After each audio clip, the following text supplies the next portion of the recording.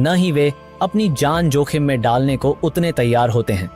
यही वजह है कि अगर मेडिकल इमरजेंसी हो जाए तो इंसानी मदद मिल पाना बेहद मुश्किल हो जाता है।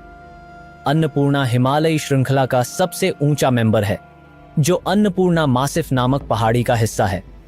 इस पूरे एरिया की कॉम्पैक्ट बनावट और ऊंचाई इसे और भी खतरनाक बना देती है।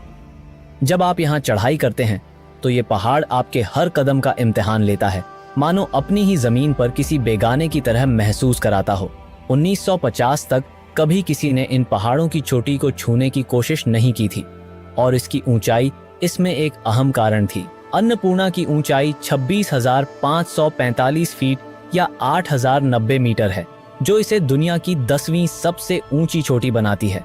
तुलना के लिए देखें तो दुनिया की सबसे ऊंची इंसानी संरचना बुर्ज खलीफा 2,716 फीट की है, जो अन्नपूर्णा से करीब 10 गुना कम है। जैसे जैसे आप ऊंचाई पर चढ़ते हैं, एटमॉस्फेरिक प्रेशर घटता जाता है, जिसका मतलब है कि ऑक्सीजन के एटम्स आपस में और दूर होते जाते हैं। आप भारी सांसें लेना शुरू करते हैं, लेकिन आपके शरीर और मांसपेशियों तक कम ऑक्सीजन पहुंचती है। जब आप 8,000 मीटर की ऊंचाई पार कर लेते हैं तो ये आपके शरीर में थकान, मितली और दिमागी उलझन पैदा करने लगता है। इस ऑक्सीजन की कमी को डेथ जोन कहा जाता है। यहाँ पर एक्लिमेटाइज होना बेहद जरूरी है, वरना अन्नपूर्णा अपने अगले शिकार को ढूंढने में ज्यादा देर नहीं लगाती। मसला ये है कि अन्नपूर्णा पर कई कैंप खतरनाक होते हैं, खासतौर पर हिमस्खलन के खतरे के कारण।